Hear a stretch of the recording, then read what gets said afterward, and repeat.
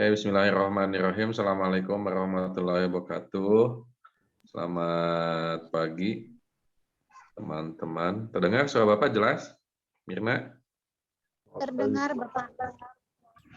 Oke. Alhamdulillah kita bertemu ya dari Senin, tanggal 13 Juni 2022. Mudah-mudahan kita dalam keadaan sehat ya. Panjang umur, rezekinya banyak, selamat dunia akhirat.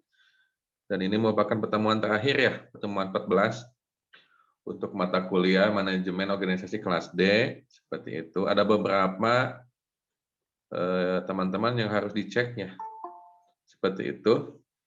Yang pertama, teman-teman harus mengecek absensi. Pertama-tama, teman-teman harus mengecek absensi. Bagi yang terkendala absensinya, silakan teman-teman untuk ke DHMD ya. Silakan untuk ke DHMD. Seperti itu. Terus yang kedua, teman-teman, kelompok Bapak ya, kelompok 6 ya sekarang ya. Kelompok 6 seperti itu, silakan untuk dipresentasikan. Kemudian PJ-nya itu siapa ini teh? Torik, Pak. PJ-nya itu Torik. Torik nanti rekapnya. Semua PowerPoint, makalah, rekaman, link rekaman setiap pertemuan. Ya, Supaya Pak. nanti Bapak masukkan ke LMS ya. Paling lambat hari Kamis ya. Jam 12. Jadi teman-teman kelompok silakan. Gimana, Torik? Ini terkait kan ada satu kelompok lagi yang belum tampil, Pak, kelompok 7. Gimana ya, Pak? Oh, satu kelompok belum presentasi? Ya. Ya udah sekarang aja disatuin presentasinya.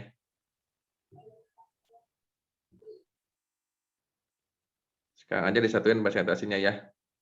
Bagi yang belum presentasi. Nah gitu aja ya teman-teman, nanti filenya mohon untuk dimasukkan ke PJ. Kemudian diserahkan ke Bapak ya. Misalkan pertemuan 14, Bapak kelompok, PowerPoint-nya rekamannya dikebapakkan ya. Kepada kelompok yang hari ini presentasi dipersilakan.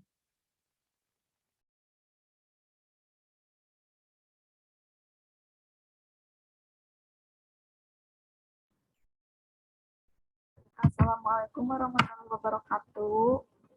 Selamat pagi. Salam sejahtera untuk kita semua. Kami kelompok 6 akan mempresentasikan mengenai konsep manajemen organisasi publik yang beranggotakan saya Nur Asih Parandania sebagai moderator sekaligus pemateri kedua. Selanjutnya ada Erika Nabila, Novia Dwi Putri, Alena Jela, dan Novia Aulia. Untuk mengefektifkan waktu, kita langsung saja kepada pembahasan pertama yang akan dipaparkan oleh Alena Jela. Dipersilakan untuk Alena Jela untuk memaparkan materinya.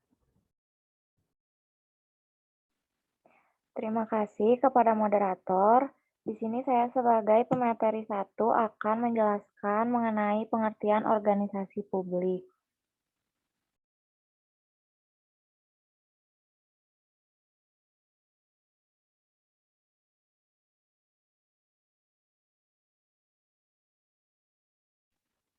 Organisasi merupakan sebuah kesatuan sosial yang terbentuk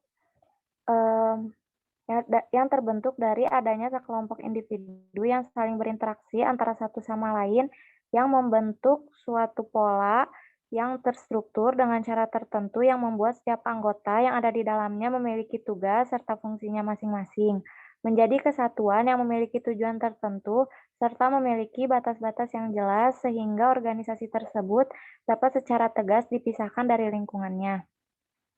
Istilah publik berasal dari bahasa Latin of people yang berkenaan dengan masyarakat. Sasaran organisasi publik ditunjukkan kepada masyarakat umum. Organisasi publik adalah tipe organisasi yang bertujuan menghasilkan pelayanan kepada masyarakat tanpa membedakan status dan kedudukannya. Teori organisasi sendiri merupakan sebuah teori yang digunakan untuk mempelajari proses kerjasama yang dilakukan oleh antar individu, hakikat kelompok yang ada di dalam individu dalam mencapai tujuan, serta berbagai cara yang ditempuh dengan menggunakan teori yang dapat menjelaskan bentuk tingkah laku, seperti motivasi seorang individu dalam melakukan proses kerjasama di sebuah organisasi. Sekian yang dapat saya paparkan. Terima kasih, saya kembalikan kepada moderator. Terima kasih kepada Alena. Selanjutnya saya akan memaparkan tentang manajemen aparatur sipil negara. Perkembangan teknologi komunikasi dalam spasi di era generasi 4.0 atau 4.0 menjadikan semakin mudah untuk berhubungan dari suatu negara ke negara lain. Globalisasi ekonomi menjadi semakin nyata yang ditandai dengan persaingan yang tinggi di tingkat internasional. Ketentuan yang berlaku secara internasional harus dapat diikuti oleh birokrasi kita dengan baik jika kita ingin dapat memenangkan persaingan tersebut. Selain menghadapi permasalahan internasional, birokrasi kita juga masih dihadapkan kepada permasalahan dalam negeri seperti pelayanan kepada masyarakat yang kurang baik. Politisasi birokrasi terutama terjadi semenjak era desentralisasi dan otonomi daerah yang kadang dapat mengancam keutuhan, persatuan, dan kesatuan bangsa. Undang-Undang ASN memohon meletakkan beberapa perubahan dasar dalam manajemen SDM. Pertama, perubahan dari pendekatan personal administration yang hanya berupa pencatatan administratif kepegawaian kepada yang menganggap sumber daya manusia dan sebagai aset negara yang harus dikelola, dihargai dan dikembangkan dengan baik. Kedua, perubahan dari pendekatan yang sangat berorientasi kepada senioritas dan kepangkatan. Undang-Undang ASN juga menempatkan pegawai ASN sebagai sebuah profesi yang harus dimiliki standar pelayanan profesi, nilai dasar, kode etik, dan kode perilaku profesi, pendidikan dan pengembangan profesi, serta memiliki organisasi profesi yang dapat menjaga nilai-nilai dasar profesi. Melalui bahan ajar ini, peserta diharapkan bisa memahami secara utuh konsep dan kebijakan tersebut. Secara lebih spesifik, peserta diharapkan bisa memahami dan menjelaskan bagaimana kedudukan, hak dan kewajiban, dan kode etik ASN. Yang kedua, konsep sistem dalam pengelolaan ASN, dan yang terakhir mekanisme pengelolaan ASN. Cukup sekian pemaparan dari saya lanjutkan kepada pemateri ketiga. Dipersilakan.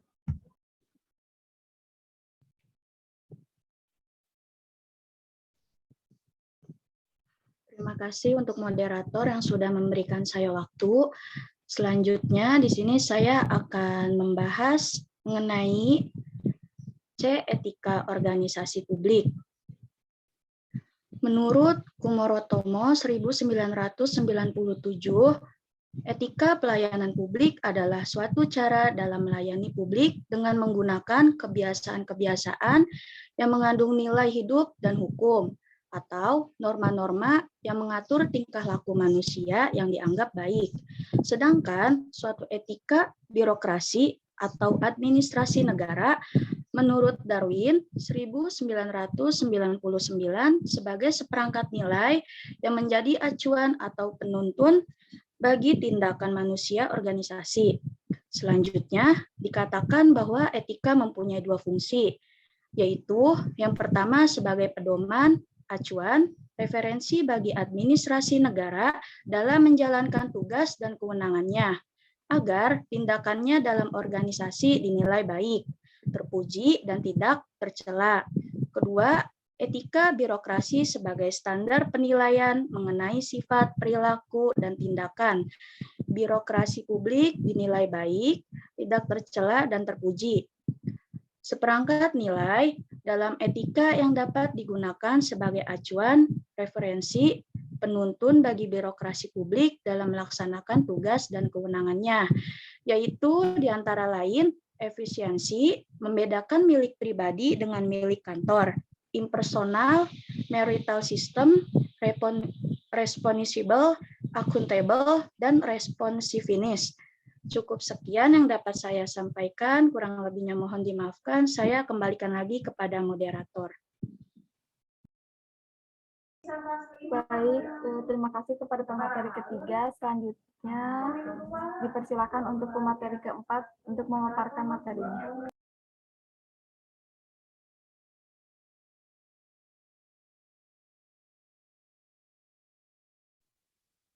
Baik, terima kasih kepada moderator.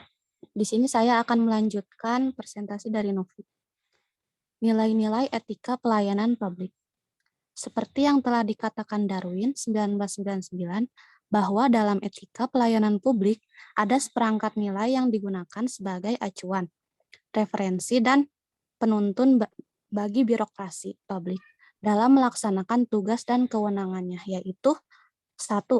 Efisiensi. Nilai efisiensi berarti tidak boros. Sikap perilaku dan perbuatan birokrasi publik dikatakan baik jika mereka efisien. Menurut Darwin 1999, mereka akan menggunakan dana publik secara hati-hati agar memberikan manfaat dan hasil yang sebesar-besarnya bagi publik. Efisiensi dapat dicapai manakala setiap anggota organisasi dapat memberikan kontribusi kepada organisasi. Oleh karena itu, perlu ditegakkan sebuah prinsip, janganlah bertanya apabila saudara dapatkan dari organisasi, tapi bertanyalah apa yang dapat saudara berikan kepada organisasi. Yang kedua, membedakan milik pribadi dan milik kantor. Nilai ini dimaksudkan supaya birokras yang baik dapat membedakan mana barang yang milik kantor, mana barang yang milik pribadi. Artinya, milik pribadi tidak bisa digunakan untuk kepentingan kantor. Yang ketiga, impersonal. Nilai impersonal maksudnya adalah dalam melaksanakan hubungan bagian satu dengan bagian yang lain atau kerjasama antar orang yang satu dengan yang lainnya dalam kerjasama kolektif diwadahi oleh organisasi. Dilakukan secara formal, hubungan impersonal ditegakkan untuk menghindari unsur perasaan daripada unsur rasio dalam menjalankan tugas tanggung jawab berdasarkan peraturan yang ada dalam organisasi. Intinya, siapa yang salah harus diberi tindakan dan berprestasi selayaknya mendapat penghargaan. Yang keempat, marital system. Nilai ini berkaitan dengan rekrutmen atau promosi pegawai. Artinya adalah dalam penerimaan pegawai tidak didasarkan pada kekerabatan, namun berdasarkan pengetahuan, keterampilan, kemampuan, dan pengalaman. Sehingga dengan sistem ini akan dijadikan yang bersangkutan cakap dan profesional dalam menjalankan tugas dan tanggung jawab, dan bukan spoil system. Yang kelima, responsible. Nilai ini berkaitan dengan pertanggungjawaban birokrasi publik dalam menjalankan tugas dan kewenangannya. Responsibilitas merupakan konsep berkenaan dengan standar profesional dan kompetensi teknik yang dimiliki administrator dalam menjalankan tugasnya. Yang keenam, accountable. Nilai tersebut merupakan suatu istilah yang ditetapkan untuk mengatur apakah dana publik telah digunakan secara tepat dan tidak digunakan secara ilegal. Yang ketujuh, responsiveness. Nilai yang berkaitan dengan daya tanggap dari birokrasi publik dan menanggapi apa yang menjadi keluhan, masalah, dan aspirasi masyarakat. Mereka cepat memahami apa yang menjadi tuntutan publik dan berusaha untuk memenuhinya. Mereka tidak suka menunda-nunda waktu, perpanjang jalur pelayanan, atau mengutamakan prosedur, tetapi mengabaikan substansi. Dengan demikian, birokrasi publik dapat dikatakan baik apabila mereka dinilai memiliki responsif yang tinggi terhadap tuntutan, masalah, keluhan, serta aspirasi masyarakat. Sekian yang dapat saya sampaikan, saya kembalikan kepada moderator. Terima kasih kepada pemateri keempat. Selanjutnya, silakan kepada pemateri kelima untuk memaparkan materinya. Terima kasih kepada moderator. Di sini saya akan menjelaskan pengorganisasian masyarakat. Menurut Dave Beckwith dan Christina Lopez, pengorganisasian masyarakat merupakan proses pembangunan kekuatan dengan melibatkan konstituen sebanyak mungkin melalui proses menemukanali ancaman yang ada secara bersama-sama. Menemukanali penyelesaian-penyelesaian yang diinginkan terhadap ancaman-ancaman yang ada. Menemukanali orang dan struktur birokrasi perangkat yang ada agar proses penyelesaian yang dipilih menjadi mungkin dilakukan. Menyusun sasaran yang harus dicapai dan membangun sebuah institusi yang secara demokratis diawasi oleh seluruh konstituen dan membangun sebuah institusi yang secara demokratis diawasi oleh seluruh konstituen sehingga mampu mengembangkan kapasitas untuk menangani ancaman dan menampung semua keinginan dan kekuatan konstituen yang ada.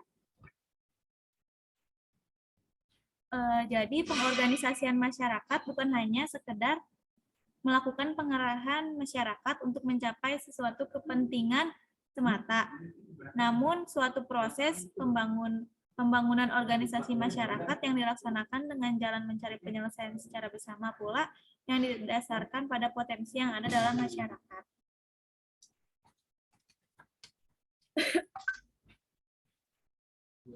Lalu tanpa suatu pengorganisasian yang memadai, kuat, dan sistematik, maka agenda pemberdayaan masyarakat akan senantiasa bergantung kepada niat baik kekuasaan, pasar politik, atau situasi lain yang tidak pasti. Dengan demikian, peningkatan pengetahuan, keterampilan, dan penggalian potensi-potensi sosial ekonomi yang ada lebih diutamakan untuk mensukseskan target yang telah ditetapkan oleh pihak luar, yaitu 1. Asumsi dasar, yang kedua ada arah, yang ketiga ada pengorganisasian masyarakat yang penting dilakukan, yang keempat ada substansi pengorganisasian, yang kelima ada keberpihakan, yang keenam ada pendekatan holistik dan pemberdayaan. Sekian yang dapat saya sampaikan. Terima kasih. Saya kembalikan lagi kepada moderator. Baik, terima kasih kepada pemateri terakhir. Selanjutnya kita masuk ke sesi pertanyaan. Untuk teman-teman sekalian, bila ada yang ingin ditanyakan, saya persilahkan.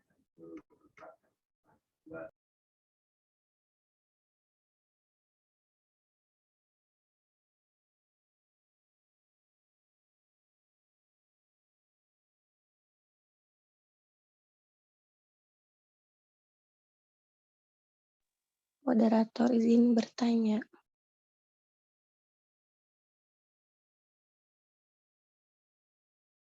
Iya, silahkan Jia.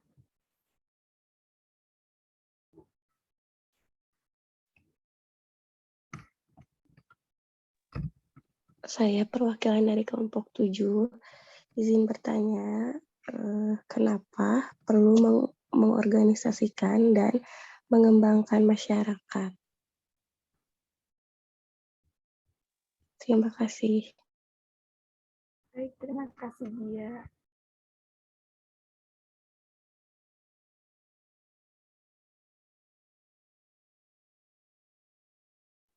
Apakah ada yang ingin bertanya?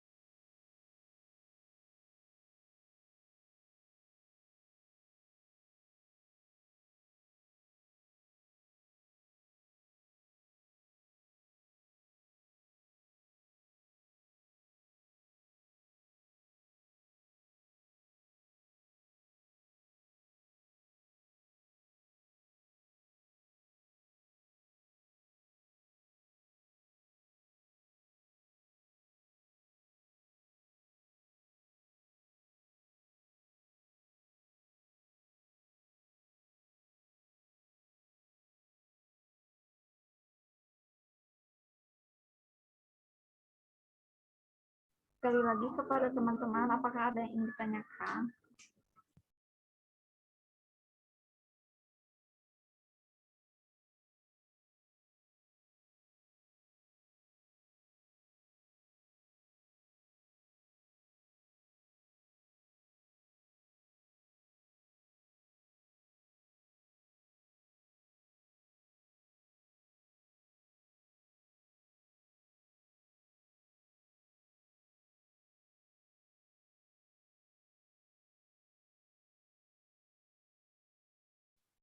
Oke, baik, terima kasih moderator. Di sini saya akan menjawab pertanyaan dari Lauzia.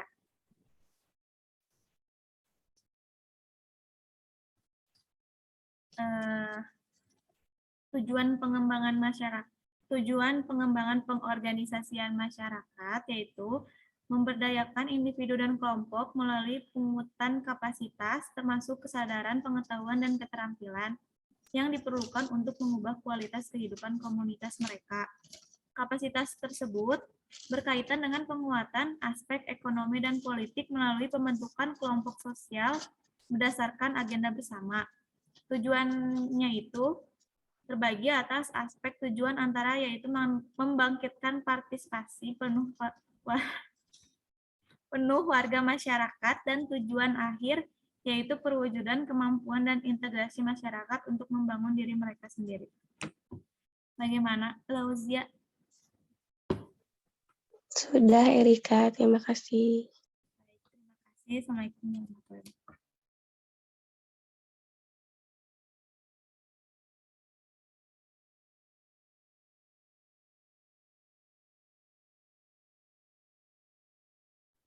Baik, jika tidak ada yang ingin bertanya lagi, kelompok kami akan menayangkan video tentang teori manajemen.